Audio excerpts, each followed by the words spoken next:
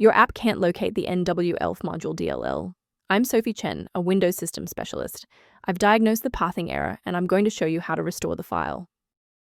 This DLL file is the early launch framework for NW.js applications.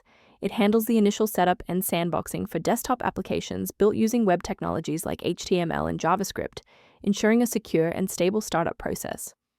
Now let's get this fixed up. Our first move is installing a fresh, clean copy of the library.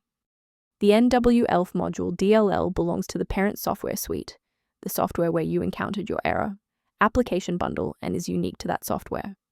Performing a full reinstall of the latest version of the application will restore this file along with its related binary components. If the installer was unable to bridge the gap, we will move to phase 2 of our diagnostic to refresh the system's memory.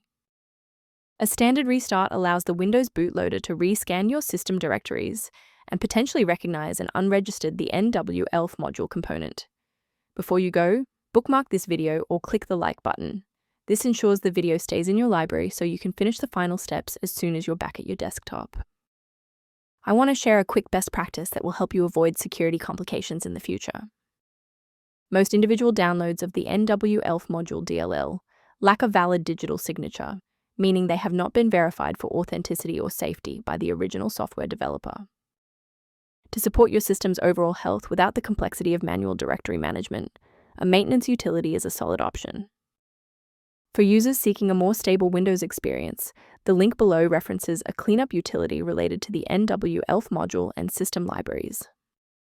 Your feedback is valuable. If this fix got parent software suite working for you, please like the video and subscribe to stay informed on maintaining a secure environment.